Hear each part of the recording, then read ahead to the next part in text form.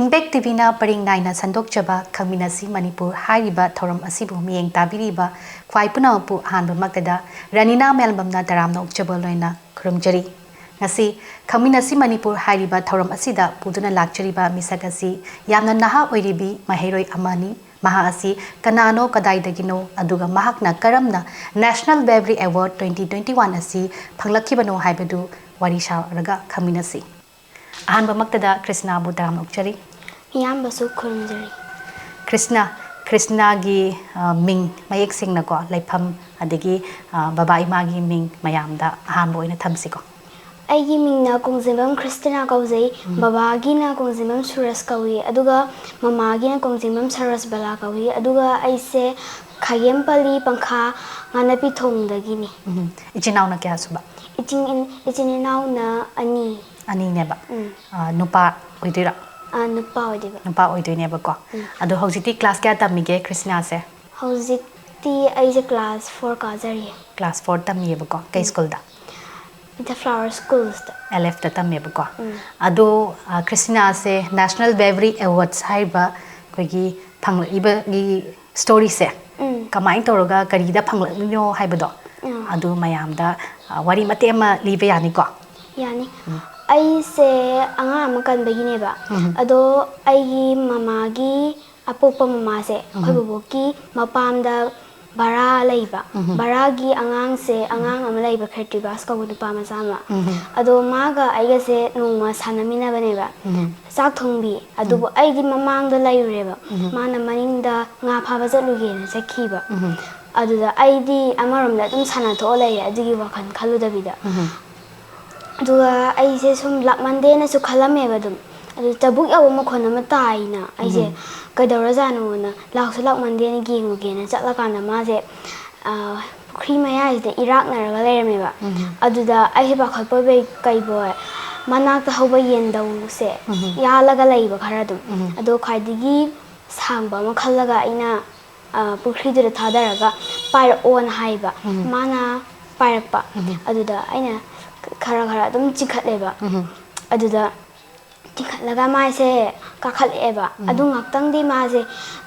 wa se kem haide be tumin adum leiba aina kaidawra jano na manthabak se namaga yengeba adu maina tawringai sida mayamba se cycle tharaga maning sida keno lakpa adu da mayama si na oina khangreba uthokreba ko adu aidi pakhal gai boy kem di hayu jiba di madam da mayamba du na ingon da haiba tarami khotlena ada ma pa su pakhal gai boy kai dawra jano na ne tawnei ba adu da kano angang se samai tor kalle hare mana se ngona thagal poina thank you na haidi nangna yendou do tawraga chai do tawraga angang se chingkhalakhreba ado angang se hojik chahi kyamuk surake angang se hojik chahi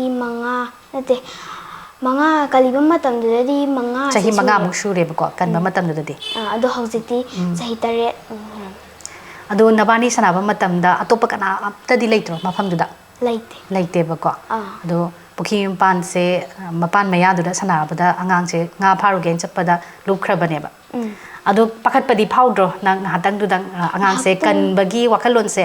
kamai to la ino haibado aise pakhat padi phawe ba ado aise ngaktan khalle kamai toraga ma se kan chige tingkhat chige na adu da aina sum kor ko ni gi ko matam sida ne yendau se thingnare ba han ba oina adu sidi temali ai asang ba ma khallage na khallaga bukhi du thadaraga ina tingkhat ba adu ma pakhat padang tawe ba ado ma nana pukhalpa matam da ne ma se khoi gi sordi hon bra hon da bra ma se pura hon ma zo mungamba ano hon da ba zo mu onde namde ba ko ado ising do tawra thabak do tawra namaga kam thoraga ma se gyan tare ba ko ado nang ma se amaina gyan tare haiba mikup tu da nang kai phawe ma se gyan tare ha mikup tu da ai se khara ngasai pakhat lamba do adu khara di phai ngasai pakhat lamba do khara di phagre ba ko ado smai tok dana angang se kan bagi nang ngasidi award che phange ado award se phangba se kamai tor phangge haibdo adui matang da kanana haira matung da khogi award se phangna ba se honna ge haibdo adu di khangadra wari adu kisu matem tamiro ado ꯑꯩꯁꯦ baby ꯑꯣꯔꯀꯤ ꯃꯔꯝꯗꯗꯤ ꯈꯔ ꯈꯪꯉꯝꯗꯦꯕ ꯑꯗꯣ ꯃꯣꯏꯅ ꯀꯜꯂꯦ ꯈꯣꯠꯂꯦꯅ ꯚꯔꯥꯒꯤ ꯃꯄꯨꯗꯣ ꯃꯥꯒꯤ ꯃꯅꯥꯎꯄꯥꯒꯨꯝꯕꯒꯤ ꯃꯆꯥꯅꯦꯕ ꯑꯗꯨꯅ ꯁꯨꯃꯥꯏꯅ ꯇꯧꯕ ꯈꯣꯠꯄꯁꯦ ꯕꯦꯕꯤ ꯑꯣꯔꯀꯨꯝꯕ ꯐꯪꯕꯅꯦ ꯊꯥꯒꯠꯂꯒꯗꯤꯅ ꯂꯥꯏꯕꯛ ꯌꯦꯡꯁꯦꯅ ꯊꯥꯒꯠꯄ ꯑꯗꯨꯗ ꯔꯤꯖꯟꯁꯤꯕꯨꯗꯤ ꯖꯅꯋꯥꯔꯤ ꯗꯦꯠ 16 ꯑꯗꯥꯏꯗ ꯔꯤꯖꯟ ꯈꯪꯅꯤꯅ ꯍꯥꯏꯌꯦꯕ ꯑꯗꯣ ꯑꯗꯨꯏꯗ ꯀꯩꯅꯣ ꯌꯩꯊꯣꯛꯈ꯭ꯔꯦꯕ ꯑꯗꯨꯗ ꯑꯩꯈꯣꯏꯗꯤ ꯑꯗꯨꯒꯤ ꯌꯩꯊꯣꯛꯑꯦ ꯍꯥꯏꯕ ꯄꯥꯎꯗꯨꯗꯤ ꯈꯪꯗꯕꯅꯤꯅ ꯈꯜꯂꯛꯇ꯭ꯔꯦꯅ ꯅꯨꯡꯉꯥꯏꯔꯝꯗꯦꯕ ꯊꯋꯥꯏꯁꯦ ꯑꯗꯨꯒ ꯐꯦꯕ꯭ꯔꯨꯋꯥꯔꯤꯁꯤꯗ ꯔꯤꯖꯟꯁꯦ ꯍꯥꯏꯔꯛꯄꯅꯦꯕ ꯈꯜꯂꯦ ꯈꯣꯠꯂꯦꯅ ꯑꯗ ꯑꯩꯈꯣꯏ ꯕꯥꯁꯨ ꯃꯊꯋꯥꯏ ꯈꯔ ꯅꯨꯡꯉꯥꯏꯇꯕꯅꯤꯅ ꯈꯔ ꯑꯃꯁꯨ ꯃꯊꯋꯥꯏꯁꯦ ꯑꯃꯨꯛ ꯅꯨꯡꯉꯥꯏꯈꯠꯂꯛꯑꯦꯕ ꯍꯥꯏꯕꯗꯤ ꯈꯜꯂꯦꯅ ꯄꯥꯎ ꯇꯥꯕꯗꯩꯀꯣ ꯑꯗꯨꯃꯥꯏꯅ ꯇꯧꯔꯒ ꯃꯤꯁꯤꯅ ꯃꯇꯦꯡ ꯄꯥꯡꯕꯤꯔꯛꯏꯕ ꯃꯤꯗꯨꯒꯤ ꯃꯃꯤꯡꯗꯤ ꯈꯪꯕ꯭ꯔꯣ ꯄꯥꯡꯕꯤꯔꯛꯏꯕ ꯃꯤꯗꯨꯒꯤ ꯃꯃꯤꯡꯁꯦ ꯑꯦꯂꯤꯁ ꯀꯧꯋꯦ ꯑꯦꯂꯤꯁ ꯀꯧꯋꯦꯕ ꯃꯥꯅ ꯍꯥꯏꯔꯛꯄꯗꯒꯤ ꯉꯁꯤ ꯁꯨꯃꯥꯏꯅ ꯑꯦꯋꯥꯔꯗꯁꯦ ꯐꯪꯉꯤꯕꯅꯦꯕꯀꯣ ꯑꯗꯣ ꯑꯦꯋꯥꯔꯗꯁꯦ ꯀꯗꯥꯏꯗ ꯂꯧꯕ ꯆꯠꯀꯦ ꯀꯅꯥꯒ ꯆꯠꯃꯤꯟꯅꯩ ꯁꯤꯗꯒꯤ ꯑꯦꯋꯥꯔꯗꯁꯦ ꯑꯩꯈꯣꯏ ꯕꯕꯥꯒ ꯅ꯭ꯌꯨ ꯗꯦꯜꯂꯤꯗ ꯆꯠꯄ ꯅ꯭ꯌꯨ ꯗꯦꯜꯂꯤꯗ ꯆꯠꯂꯦꯕ ꯑꯗꯣ ꯆꯠꯄ ꯃꯇꯝꯗ ꯑꯦꯋꯥꯔꯗ ꯂꯧꯕ ꯃꯇꯝꯗ ꯀꯔꯤ ꯐꯥꯎꯒꯦꯅ ꯑꯦꯋꯥꯔꯗ ꯂꯧꯕ ꯃꯇꯝꯗ ꯑꯩꯁꯦ ꯈꯔ ꯅꯨꯡꯉꯥꯏꯕ ꯂꯥꯏꯕꯛꯁꯨ ꯐꯕꯗꯒꯤ ꯈꯟꯕꯤꯔꯛꯏꯅꯦꯅ ꯅꯨꯡꯉꯥꯏꯕꯁꯨ ꯌꯥꯝ ꯐꯥꯎꯋꯦ ꯑꯦꯋꯥꯔꯗꯁꯨ ꯐꯪꯈ꯭ꯔꯦ ꯑꯗꯣ ꯑꯦꯋꯥꯔꯗ ꯐꯪꯕ ꯃꯇꯝꯗ ꯀꯩ ꯄꯤꯔꯛꯀꯦ ꯑꯦꯋꯥꯔꯗ ꯐꯪꯕ ꯃꯇꯝꯗ ꯑꯩꯁꯦ ꯃꯤꯗꯜ ꯑꯗꯨꯗꯒꯤ ꯁꯥꯔꯇꯤꯐꯤꯀꯦꯠ ꯑꯗꯨꯗꯒꯤ ꯃꯣꯏ ꯁ꯭ꯇꯣꯔꯤ ꯕꯨꯛꯁꯀꯨꯝꯕ ꯑꯌꯥꯝꯕꯅ ꯄꯤꯔꯛꯑꯦ ꯑꯗꯨꯒ ꯕꯥꯔꯗꯦ ꯀꯥꯔꯠꯁꯨ ꯄꯤꯔꯛꯑꯦ ꯑꯣꯇꯣꯒ꯭ꯔꯥꯐ ꯑꯗꯨꯗꯒꯤ ꯗꯥꯏꯔꯤ ꯑꯌꯥꯝꯕꯅꯁꯨ ꯄꯤꯔꯛꯑꯦ ꯑꯗꯨꯒ ꯑꯗꯨꯝ ꯁꯥꯟꯅꯅꯕ ꯄ꯭ꯂꯦꯌꯔꯒꯤ ꯑꯗꯨ ꯄꯤꯔꯛꯑꯦ ꯑꯗꯨꯒ ꯁꯦꯟꯐꯝꯗꯤ ꯁꯦꯟꯐꯝꯅ 40,000 ꯃꯌꯥ ꯄꯤꯔꯛꯑꯦ 40,000 ꯃꯌꯥ ꯄꯤꯔꯛꯑꯦꯕꯀꯣ ꯑꯗꯣ ꯁꯤꯗꯒꯤ ꯆꯠꯄꯗꯤ ꯅꯣꯏ ꯀꯩꯗ ꯆꯠꯀꯦ ꯁꯤꯗꯒꯤ ꯆꯠꯄꯗ ꯑꯩꯁꯦ ꯐ꯭ꯂꯥꯏꯠꯇ ꯆꯠꯂꯦ ꯐ꯭ꯂꯥꯏꯠꯇ ꯆꯠꯂꯦꯕꯀꯣ ꯑꯗꯣ ꯄꯩꯁꯥꯗꯤ ꯑꯗꯨꯝ ꯌꯨꯝꯒꯤꯅ ꯄꯨꯊꯣꯛꯑꯒ ꯆꯠꯃꯤꯟꯅꯔꯦ ꯕꯕꯥꯒꯀꯣ ꯑꯗꯣ ꯌꯨꯝꯗꯗꯤ ꯑꯉꯥꯡꯁꯦ ꯀꯜꯂ ꯃꯇꯨꯡꯗ ꯅꯪꯅ ꯌꯨꯝ ꯆꯪꯕꯗ ꯀꯔꯤ ꯍꯥꯏꯒꯦ ꯕꯕꯥ ꯏꯃꯥ ꯍꯣꯏꯅ ꯕꯕꯥ ꯏꯃꯥ ꯍꯣꯏꯅ ꯑꯉꯥꯡꯗो ꯑꯩꯅ ꯀꯟꯕ ꯃꯇꯝꯗ ꯑꯩꯁꯨ ꯁꯣꯏꯗꯅ ꯆꯤꯟꯊꯈ꯭ꯔꯗꯤꯅ ꯄꯥꯈꯠꯄ ꯀꯩꯕꯣꯏ ꯃꯣꯏꯁꯨ ꯄꯥꯈꯠꯂꯦꯕ ꯑꯗꯨꯝ ꯍꯥꯏꯕꯗꯤ ꯑꯉꯥꯡ ꯀꯟꯕꯒꯤ ꯃꯍꯨꯠꯇ ꯃꯣꯏꯁꯨ ꯑꯣꯏꯅ ꯄꯥꯈꯠꯈ꯭ꯔꯦꯕꯀꯣ ꯅꯪꯅ ꯀꯜꯂꯨꯏꯗꯣ ꯅꯪꯁꯨ ꯌꯥꯎꯅ ꯆꯤꯡꯊꯈ꯭ꯔꯗꯤ ꯀꯃꯥꯏꯅ ꯇꯧꯕ ꯍꯥꯏꯅꯦꯕꯀꯣ ꯑꯗꯣ ꯉꯁꯤ ꯑꯗꯨꯒꯤ ꯄꯨꯈ꯭ꯔꯤ ꯃꯅꯥꯛꯇꯨꯗ ꯉꯁꯤꯐꯥꯎꯗꯤ ꯆꯪꯉꯤꯕ꯭ꯔꯥ ꯆꯪꯗ꯭ꯔꯤꯕ꯭ꯔꯥ ꯆꯪꯗ꯭ꯔꯦ ꯑꯗꯨꯗꯒꯤ ꯑꯗꯨꯝ ꯀꯤꯈꯤꯕꯗꯒꯤ ꯑꯗꯨꯝ ꯆꯪꯗ꯭ꯔꯕ ꯑꯃꯨꯛ ꯍꯟꯅ ꯆꯪꯗ꯭ꯔꯦꯕꯀꯣ ꯉꯁꯥꯏꯒꯤ ꯄꯨꯈ꯭ꯔꯤ ꯃꯅꯥꯛ ꯍꯥꯏꯕꯁꯤ ꯌꯥꯝ ꯗꯦꯟꯖꯔ ꯄꯣꯏꯟ ꯑꯃꯅꯤꯀꯣ ꯑꯉꯥꯡꯈꯩꯒꯤꯗꯤꯀോ ꯍꯥꯏꯗꯤ ꯈꯪꯍꯧꯗꯅ ꯆꯪꯈꯤꯕ ꯍꯥꯏꯕꯁꯦ ꯅꯥꯟꯊꯔꯒ ꯑꯗꯨꯝ ꯇꯥꯈꯤꯕꯁꯨ ꯌꯥꯎꯏꯀꯣ ꯑꯗꯣ ꯀ꯭ꯔꯤꯁꯅ ꯁ꯭ꯀꯨꯜꯗꯗꯤ ꯀꯔꯤ ꯑꯦꯛꯇꯤꯚꯤꯇꯤꯁꯁꯦ ꯌꯥꯎꯒꯦ ꯑꯩꯁꯦ ꯁ꯭ꯀꯨꯜꯗ ꯁ꯭ꯄꯣꯔꯠꯁꯅ ꯑꯌꯥꯝꯕ ꯌꯥꯎꯔꯦ ꯑꯦꯛꯇꯤꯚꯤꯇꯤꯁꯇ ꯁ꯭ꯄꯣꯔꯠꯁꯅ ꯑꯌꯥꯝꯕꯅ ꯌꯥꯎꯋꯤ ꯖꯒꯣꯏꯒꯨꯝꯕꯗꯤ ꯌꯥꯎꯗ꯭ꯔꯣ ꯌꯥꯎꯗ꯭ꯔꯦ ꯖꯒꯣꯏꯗꯤ ꯌꯥꯎꯗꯦꯕ ꯑꯗꯣ ꯀꯔꯤ ꯁ꯭ꯄꯣꯔꯠꯁꯅ ꯏꯄꯥꯝ ꯄꯥꯝꯒꯦ ꯀ꯭ꯔꯤꯁꯅꯥꯁꯦ ꯑꯩꯁꯦ ꯁ꯭ꯋꯤꯃꯤꯡꯁꯦ ꯄꯥꯝꯃꯦꯕ ꯁ꯭ꯋꯤꯃꯤꯡꯅ ꯄꯥꯝꯃꯦꯕꯀꯣ ꯑꯗꯣ ꯁ꯭ꯋꯤꯃꯤꯡ ꯄꯥꯝꯕꯁꯦ ꯌꯨꯝꯗꯗꯤ ꯍꯥꯏꯔꯕꯣ ꯅꯪ ꯁ꯭ꯋꯤꯃꯤꯡ ꯌꯨꯝꯗꯗꯤ ꯄꯥꯝꯃꯦꯁꯦ ꯍꯥꯏꯌꯦ ꯑꯗꯣ ꯕꯕꯥꯅ ꯈꯔ ꯂꯩꯔꯒ ꯇꯝꯁꯦꯅ ꯈꯔ ꯂꯩꯔ ꯇꯝꯖꯦꯅ ꯍꯥꯏꯌꯦꯕꯀꯣ ꯑꯗꯣ ꯀꯩꯅꯣꯗꯗꯤ ꯁꯕꯖꯦꯛꯇꯗꯤ ꯀꯔꯝꯕ ꯁꯕꯖꯦꯛꯅ ꯏꯄꯥꯝ ꯄꯥꯝꯒꯦ ꯏꯪꯂꯤꯁꯅ ꯄꯥꯝꯃꯦ ꯏꯪꯂꯤꯁꯅ ꯄꯥꯝꯃꯦꯕ ꯑꯗꯣ ꯀ꯭ꯔꯤꯁꯇꯤꯅꯥꯁꯦ ꯌꯨꯝꯗ ꯐ꯭ꯔꯤ ꯇꯥꯏꯝꯗ ꯀꯩꯀꯩꯗꯤ ꯍꯣꯠꯅꯒꯦ ꯐ꯭ꯔꯤ ꯇꯥꯏꯝꯗ ꯁ꯭ꯇꯣꯔꯤ ꯕꯨꯛꯁꯀꯨꯝꯕ ꯄꯥꯏ ꯗ꯭ꯔꯣꯌꯤꯡꯒꯨꯝꯕ ꯑꯗꯨꯝ ꯌꯦꯛꯑꯦ ꯗ꯭ꯔꯣꯌꯤꯡꯒꯨꯝꯕꯁꯨ ꯑꯗꯨꯝ ꯌꯦꯛꯑꯦꯕꯀꯣ ꯑꯗꯣ ꯁ꯭ꯇꯣꯔꯤ ꯕꯨꯛ ꯄꯥꯏꯅ ꯍꯥꯏꯔꯤꯁꯦ ꯀꯔꯤ ꯁ꯭ꯇꯣꯔꯤꯅ ꯈ꯭ꯋꯥꯏꯗꯒꯤ ꯅꯨꯡꯉꯥꯏꯕ ꯁ꯭ꯇꯣꯔꯤꯁꯦ ꯀꯔꯝꯕꯅ ꯑꯣꯏꯒꯦ ꯀ꯭ꯔꯤꯁꯅꯥꯒꯤ ꯑꯩꯁꯦ ꯚꯤꯂꯦꯖꯀꯨꯝꯕꯒꯤ ꯑꯗꯨꯗꯒꯤ ꯑꯋꯥꯕ ꯃꯤꯒꯤ ꯁ꯭ꯇꯣꯔꯤꯒꯨꯝꯕ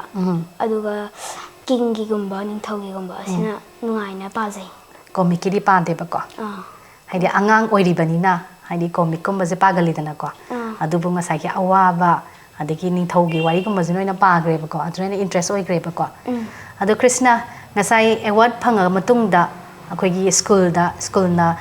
ꯀ꯭ꯔꯤꯁꯇꯤꯅꯥꯁꯦ ꯑꯦꯋꯥꯔꯗ ꯐꯪꯉꯦ ꯍꯥꯏꯕꯁꯦ ꯈꯪꯕ꯭ꯔꯥ ꯈꯪꯉꯦꯕ ꯑꯗꯨꯒꯤ ꯃꯣꯏꯒꯤ ꯑꯩꯈꯣꯏꯒꯤ ꯀ꯭ꯔꯤꯁꯇꯤꯅꯥ ꯑꯣꯛꯄꯒꯤ ꯊꯧꯔꯝꯗꯤ ꯄꯥꯡꯊꯣꯛꯈ꯭ꯔꯕ꯭ꯔꯥ ꯄꯥꯡꯊꯣꯛꯇ꯭ꯔꯤ ꯍꯧꯖꯤꯛꯐꯥꯎꯒꯤꯗꯤ ꯍꯧꯖꯤꯛꯐꯥꯎꯒꯤ ꯑꯣꯏꯅꯗꯤ ꯄꯥꯡꯊꯣꯛꯇ꯭ꯔꯤꯕ ꯑꯗꯣ ꯂꯩꯀꯥꯏꯗꯗꯤ ꯂꯩꯀꯥꯏꯗꯁꯨ ꯄꯥꯡꯊꯣꯛꯇ꯭ꯔꯤ ꯂꯩꯀꯥꯏꯗꯁꯨ ꯄꯥꯡꯊꯣꯛꯇ꯭ꯔꯤꯕꯀꯣ ꯑꯗꯣ ꯀ꯭ꯔꯤꯁꯇꯤꯅꯥꯒꯤ ꯃꯃꯥ ꯕꯕꯥꯅ ꯉꯁꯥꯏꯒꯤ ꯑꯦꯋꯥꯔꯗ ꯐꯪꯉ ꯃꯇꯨꯡꯗ ꯌꯨꯝꯗ ꯂꯥꯛꯄ ꯃꯇꯝꯗ ꯑꯩꯈꯣꯏꯒꯤ ꯀꯩꯔꯣꯜ ꯂꯩꯀꯥꯏ ꯍꯥꯏꯇꯥꯔꯦꯀꯣ ꯐꯦꯃꯤꯂꯤ ꯃꯌꯥꯝꯅ ꯀꯃꯥꯏꯅ ꯇꯧꯒꯦ ꯍꯥꯏꯕꯗꯣ ꯑꯗꯨꯁꯨ ꯍꯥꯏꯐꯦꯠꯇꯪ ꯇꯝꯃꯧꯅꯦ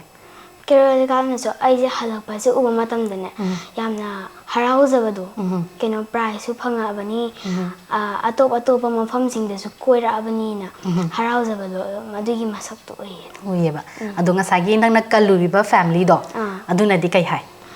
ꯑꯗꯨꯅꯁꯨ ꯑꯗꯨꯝ ꯍꯔꯥꯎꯕ ꯄꯣꯛꯑꯦ ꯑꯗꯣ masu chatlure langurena halakpa matamda moisu dum haraun masu yawe ba angang su yauri ba yaudi ba adu aina halakpa da ubada penjaba du moigi penjaba du oigre ba ko adu Chrishtina se karamba mikuptana kwai akiba se oige aise baba mama laitaba adudagi mai makiba tanjase asina khwaidagi akiba se poi haidi mai mutpa ade ima baba laita matam sina kiye ba ko adu yumda anamba matam dadi kanaga leiminage yumda anamba matam dadi aise mama ga aigi inaupa younger do aduga dum yengani ade inaupa younger se hauji chahi kyamukti surage hauji se ma se ahum makai muk sure ba ko ado Chrishtina ngasagi amamba ki hai ko adegi baba ima laita matam da ki hai adubu ngasagi akiba mayam do angang kan badadi ki tre ko sagi thongna do leigi bagi ko ado lai se dum ning bra kamai toge ning ba ado nang lai do mai gadi dum than bro yumda thale ba Chrishtina gi awat lobo chapa matam da ne baba ga chami nai hai re ko ado ada chapa matam da koi ba amadi laifam japam ko adagi chinja chari ba kono mayam do kamai toge hai ba do asdagi chatki badagi ada leibagi wari do Chrishtina na happy do me aise kano hotel amada khoi gi leibam seme ba ado hotel du da lai rani ba ningdang simadang di moi hotel da lai ba moi pung se ayuk ta adum pung tar makha dai si da ne amu moi gi leibam se adda chatlani ba adai moi ju sanabam ju adum thame ba lampa kamagum ba ko adda ngatang sana halani adai breakfast to halani adai degi amu ngatang sana halaga amu kano se lunch se amu zahalle ba lunch sana hamatang da amu ngatang je amu kano break se thamani ba aduga amu sana halaga amu dinner je amu tawre adura akhoi je mapan da thokpo khotpa dum yai ko achapot aiba khotpa se adu nang sai marak ti thattori ko nang sai leipam piri ba se moina piri ra baba na tawraga atopa hotel da leira aduga chana ba thakna ba piri ba khodi ba chari mayam se moina dum piri ra supply toira haibdo adu su dang palamune hotel sibudi moina adum kano tawre ba moina sembire ado adum akhoina adum leire aduga chaba khopagi si moina adum sembire ado chaba di kamai toge how bro chaba se siga yam khenare aduga kainom se taw kainom itaw tawre ba ko yong gine hele ba how ba se ko ado sidagi di kana lake Manipur dage Manipur gi sina amu 2020-22 gi Bravery Award phangba mi ani zong la nupa ni la ba adu chahi noi lenga oidoro amadi aigi lenga me amana amu chahi 11 mu oiba chahi ama khenai ba mana adu hotel dum pulap leminare ba ko adu koi be je award lowdi ganda koi ba chatpra award lawra matung da koi ba chatpra award lowdri ba gi mamang da kai di urage Delhi da moise Agra da laiba Taj Mahal duma uhanbiri aduga Lotus Temple so uhanbiri aduga Indira Gandhi ga mongfam jisu puraga hanbiri aduga Indira Gandhi na angang singi ombagi chal homdo adumaga kainoga India Gate ka ado nungai bro nang chatpa se moina dum free da purira kamai torino moina dum free da bus da mayam award loba lapa mayam dum pulap puri ne ba ko ado atopa state tegi mayam su la angani Chrishtina ko ado adopa state ki mi di khangnarak pra atopa state ki di khangnarak tra khoi gi Manipur gi mi ani do aduga dum khangnare adu ani do khatang nang khangnare ba atopa di khangnadre ba ko adu kai gi no atopa khangna ningdri ro kamai toino atopa je moi su state to ayamana loan gai so adu mana galeba adu akhoi Manipur na tongana taiba do aduna amu akhoi na haijalu ba khosalu ba do amu haidi akhoi rom gi lakpa du dum pun gre ba ko mayang ga pun ba do nang hogdre ba natra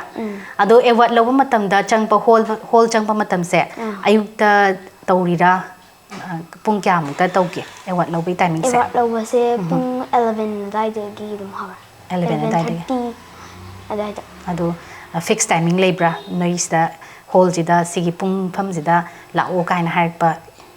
lei pung tarama thana la o aduga pung tarama ꯇꯔꯥꯃꯥꯊꯣꯏ ꯃꯈꯥꯏ ꯑꯗꯥꯏꯗꯒꯤ ꯑꯗꯨꯝ ꯌꯦꯡꯕꯁꯦ ꯍꯧꯔꯅꯤ ꯍꯥꯏꯕ ꯑꯗꯨꯒ dress ꯅꯪꯅ ꯍꯧꯖꯤꯛ ꯍꯥꯞꯄꯤꯕ ꯗ꯭ꯔꯦꯁꯁꯦ ꯃꯣꯏꯅ ꯍꯥꯟꯅ ꯑꯣꯜꯔꯦꯗꯤ ꯄꯤꯕ꯭ꯔꯥ ꯅꯠꯇ꯭ꯔꯒ ꯑꯦꯋꯥꯔꯗ ꯄꯤꯔ ꯃꯇꯨꯡꯗ ꯄꯤꯔꯦꯔꯥ ꯀꯃꯥꯏꯅ ꯇꯧꯔꯤꯅꯣ ꯑꯦꯋꯥꯔꯗ ꯄꯤꯗ꯭ꯔꯤꯉꯩꯗ ꯄꯤꯔꯛꯑꯦ ꯑꯗꯨꯒ ꯑꯥꯗ ꯂꯩꯕꯗ ꯁꯦꯠꯅꯅꯕ ꯈꯣꯠꯅꯕꯅꯕꯁꯨ ꯑꯗꯨꯝ ꯃꯣꯏꯅ ꯑꯌꯥꯝꯕ ꯄꯤꯔꯛꯑꯦ ꯈꯣꯡꯎꯞꯁꯨ ꯂꯣꯏ ꯄꯤꯔꯛꯑꯦ ꯑꯗꯨꯝ ꯃꯣꯏꯅ ꯂꯣꯏ ꯄꯤꯔꯛꯑꯦꯕꯀꯣ ꯑꯗꯣ ꯁꯤꯒꯤ ꯗ꯭ꯔꯦꯁ ꯑꯦꯇꯥꯌꯔꯁꯦ ꯁꯦꯠꯂꯒ ꯑꯦꯋꯥꯔꯗ ꯂꯧꯕ ꯆꯪꯉꯤꯅꯦꯕꯀꯣ ꯑꯗꯣ ꯑꯦꯋꯥꯔꯗꯁꯦ ꯀꯅꯥꯅ ꯄꯤꯒꯦ ꯑꯦꯋꯥꯔꯗꯁꯦ ꯑꯩꯈꯣꯏꯒꯤ ꯁꯔ ꯍꯥꯏꯇꯥꯔꯦ ꯑꯗꯨꯅ ꯄꯤ ꯃꯃꯤꯡꯃꯛꯇꯤ ꯈꯪꯖꯗ꯭ꯔꯦ ꯃꯃꯤꯡꯃꯛꯇꯤ ꯈꯪꯗ꯭ꯔꯦꯕ ꯑꯩꯈꯣꯏꯒꯤ ꯏꯟꯗꯤꯌꯥꯒꯤ prime minister or any minister ꯌꯥꯎꯗ꯭ꯔꯥ ꯏꯟꯗꯤꯌꯥꯒꯤ ꯄ꯭ꯔꯥꯏꯝ ꯃꯤꯅꯤꯁꯇꯔꯅꯗꯤ ꯄꯤꯗ꯭ꯔꯦ ꯄꯤꯗ꯭ꯔꯦꯕ ꯑꯇꯣꯞꯄ ꯃꯤꯅꯤꯁꯇꯔꯅ ꯑꯣꯏꯅ ꯄꯤ ꯑꯇꯣꯞꯄ ꯃꯤꯅꯤꯁꯇꯔ ꯑꯣꯏꯅ ꯄꯤꯔꯦꯕ ꯑꯇꯣꯞꯄ ꯃꯤꯅꯤꯁꯇꯔꯒꯤ ꯃꯤꯡꯁꯦ ꯈꯪꯒꯗ꯭ꯔꯣ ꯅꯤꯡꯁꯤꯡꯉꯤꯕ꯭ꯔꯥ ꯑꯗꯨꯗꯤ ꯅꯤꯡꯁꯤꯡꯉꯣꯏ ꯑꯗꯨꯒ ꯃꯣꯏꯒꯤ ꯑꯇꯣꯞꯄ ꯁ꯭ꯇꯦꯠꯇꯣ ꯃꯤꯅꯤꯁꯇꯔꯗꯨꯅ ꯀꯣꯜꯂꯤꯕ ꯁ꯭ꯇꯦꯠꯇꯨꯗꯤ ꯑꯁꯥꯝ ꯃꯥꯜꯂꯦ ꯑꯩꯅ ꯁꯨꯝ ꯈꯟꯕꯗ ꯑꯁꯥꯝꯅꯦꯕꯀꯣ ꯑꯗꯨꯅ ꯄꯤꯕꯅꯦꯕ ꯑꯗꯣ ꯑꯦꯋꯥꯔꯗꯁꯦ ꯐꯪꯉꯦ ꯍꯣꯇꯦꯜꯗ ꯆꯪꯉꯦ ꯑꯗꯨꯒꯤ ꯅꯨꯃꯤꯠꯇꯨꯗ ꯑꯗꯨꯝ ꯊꯣꯛꯂꯛꯄ꯭ꯔꯥ ꯅꯠꯇ꯭ꯔꯒ ꯅꯨꯃꯤꯠ ꯀꯌꯥꯅꯤ ꯂꯩꯒꯦ ꯗꯦꯜꯂꯤꯗ ꯑꯩꯁꯦ 12ꯃꯨꯛ ꯂꯩꯔꯦ ꯑꯗꯣ 20 ꯃꯣꯏꯁꯦ ꯑꯩꯁꯦ ꯅꯔꯦꯟꯗ꯭ꯔ ꯃꯣꯗꯤꯅ ꯄꯤꯕꯁꯦ ꯑꯗꯨꯅꯗꯤ ꯅꯠꯇ꯭ꯔꯦꯕ ꯑꯃꯅ ꯄꯤꯕꯅꯤꯅ ꯅꯔꯦꯟꯗ꯭ꯔ ꯃꯣꯗꯤꯅ ꯄꯤꯕꯁꯤꯅ ꯗꯦꯠ 26 ꯖꯅꯋꯥꯔꯤ 26ꯇ ꯄꯤꯕ ꯑꯗꯨꯒ ꯑꯩꯈꯣꯏꯒꯤ ꯒ꯭ꯔꯨꯞꯁꯤꯅ ꯑꯃꯨꯛ 25ꯇ ꯄꯤꯕ ꯑꯗꯣ ꯑꯩꯈꯣꯏꯁꯦ ꯐ꯭ꯂꯥꯏꯠꯇꯣ ꯑꯗꯨꯅ ꯑꯃꯨꯛ ꯗꯦꯠ 28 ꯑꯗꯥꯏꯗ ꯑꯗꯨꯝ ꯍꯜꯂꯛꯑꯦ 28 ꯑꯗꯥꯏ ꯑꯗꯨꯝ ꯍꯜꯂꯦꯕ ꯑꯗꯣ ꯂꯩꯔꯤꯕ 10 days ꯃꯨꯛꯇꯤ ꯂꯩꯔꯦꯕꯀꯣ ꯑꯗꯣ ꯂꯩꯔꯤꯕ 10 days ꯁꯦ ꯑꯗꯨꯝ ꯃꯣꯏꯅ ꯐ꯭ꯔꯤꯗ ꯑꯗꯨꯝ ꯂꯩꯍꯜꯂꯦ ꯐ꯭ꯔꯤꯗ ꯑꯗꯨꯝ ꯂꯩꯍꯜꯂꯦ ꯑꯗꯨꯗꯤ ꯌꯥꯝ ꯆꯥꯟꯁ ꯌꯥꯝ ꯑꯐꯕꯁꯨ ꯑꯣꯏꯕꯀꯣ ꯍꯥꯏꯗꯤ ꯅꯨꯡꯉꯥꯏꯅ ꯂꯩꯊꯣꯛꯎꯔꯦꯀꯣ ꯀ꯭ꯔꯤꯁꯤꯅꯥ ꯑꯗꯣ 10 days ꯃꯨꯛꯇꯤ ꯑꯥꯗ ꯌꯥꯝ ꯅꯨꯡꯉꯥꯏꯅ ꯂꯩꯈ꯭ꯔꯦꯀꯣ ꯑꯗꯣ ꯍꯜꯂꯛꯄ ꯃꯇꯝꯗꯗꯤ ꯀꯃꯥꯏꯅ ꯇꯧꯒꯦ ꯍꯜꯂꯛꯄ ꯃꯇꯝꯗ ꯑꯩꯈꯣꯏꯁꯦ 2020-21ꯒꯤꯅꯦ ꯋꯥꯆꯞ ꯒ꯭ꯔꯨꯞ ꯑꯃ ꯁꯦꯝꯃꯦꯕ ꯑꯗꯣ ꯄꯥꯎꯁꯨ ꯂꯣꯏ ꯐꯪꯅꯩ ꯑꯗꯩ ꯚꯤꯗꯤꯑꯣ ꯊꯥꯗꯣꯔꯛꯑꯁꯨ ꯑꯗꯨꯝ ꯌꯦꯡꯕ ꯐꯪꯉꯦꯕ ꯑꯗꯣ ꯃꯣꯏꯒꯤꯗꯤ MLA ꯃꯤꯅꯤꯁꯇꯔꯅ ꯍꯜꯂꯛꯄ ꯃꯇꯝꯗ ꯎꯞꯄꯤꯕ ꯑꯗꯣ ꯑꯩꯈꯣꯏꯒꯤꯗꯤ ꯀꯅꯥꯝꯇꯅ ꯎꯞꯄꯤꯗꯦ ꯑꯁꯤꯒꯤ ꯈꯜꯂꯨꯔꯒꯗꯤ ꯑꯩꯁꯦ ꯈꯔ ꯅꯨꯡꯉꯥꯏꯇꯕ ꯐꯥꯎꯋꯦ ꯍꯥꯏꯗꯤ ꯃꯤꯒꯤꯗꯤ ꯑꯣꯛꯑꯝꯕꯗꯣ ꯎꯔꯒ ꯑꯩꯈꯣꯏꯒꯤꯗꯤ ꯑꯣꯛꯄꯤꯗꯕꯁꯤꯗ ꯅꯨꯡꯉꯥꯏꯇꯕ ꯐꯥꯎꯔꯤꯌꯦꯕꯀꯣ ꯑꯗꯣ ꯑꯩꯈꯣꯏꯒꯤ ꯂꯩꯀꯥꯏꯒꯤ ꯀ꯭ꯂꯕꯀꯨꯝꯕꯅꯗꯤ ꯑꯣꯛꯄ꯭ꯔꯣ ꯑꯗꯨꯁꯨ ꯑꯃꯠꯇ ꯑꯝꯇ ꯎꯞꯄꯤꯗꯦꯕ ꯑꯣꯛꯇꯦꯕꯀꯣ ꯃꯁꯤ ꯑꯣꯛꯍꯟꯅꯤꯡꯉꯦ ꯍꯥꯏꯕꯅꯦꯕꯀꯣ ꯍꯥꯏꯕꯗꯤ ꯔꯦꯀꯣꯛꯅꯥꯏꯁ ꯇꯧꯍꯟꯅꯤꯡꯉꯦ ꯍꯥꯏꯕꯅꯦꯕꯀꯣ ꯑꯗꯣ ꯅꯣꯏ ꯑꯍꯨꯝ ꯆꯠꯃꯤꯟꯅꯔꯤꯕ ꯒ꯭ꯔꯨꯞꯇꯣ ꯍꯥꯏꯕꯗꯤ ꯃꯅꯤꯄꯨꯔꯗꯒꯤ ꯂꯥꯛꯏꯁꯦ ꯑꯍꯨꯝꯅꯦ ꯅꯪꯒ ꯊꯥꯔꯒꯀꯣ ꯑꯗꯣ ꯍꯧꯖꯤꯛꯇꯤ ꯑꯗꯨꯝ ꯄꯥꯎ ꯐꯥꯎꯅꯔꯤꯕ꯭ꯔꯥ ꯃꯣꯏꯗꯨꯁꯨ ꯁꯦꯝ ꯑꯗꯨꯃꯥꯏꯅ ꯇꯧꯕ꯭ꯔꯥ ꯃꯤꯅꯤꯁꯇꯔꯈꯣꯏꯅ ꯎꯞꯄꯤꯕꯒꯤ ꯄꯥꯎꯗꯤ ꯇꯥꯕ꯭ꯔꯥ ꯃꯣꯏꯒꯤ ꯍꯥꯏꯕꯗꯤ ꯀꯦꯟꯗ꯭ꯔꯒꯤ ꯃꯤꯅꯤꯁꯇꯔꯅ ꯑꯣꯛꯄꯤꯕꯒꯤ ꯄꯥꯎꯗꯤ ꯇꯥꯕ꯭ꯔꯥ ꯑꯗꯨꯃꯛꯀꯤꯗꯤ ꯇꯥꯗ꯭ꯔꯦ ꯇꯥꯗ꯭ꯔꯦꯕꯀꯣ ꯑꯗꯨꯒ ꯃꯣꯏꯅ ꯕ꯭ꯔꯦꯚꯔꯤ ꯑꯣꯔꯗꯔ ꯐꯪꯉꯤꯁꯦ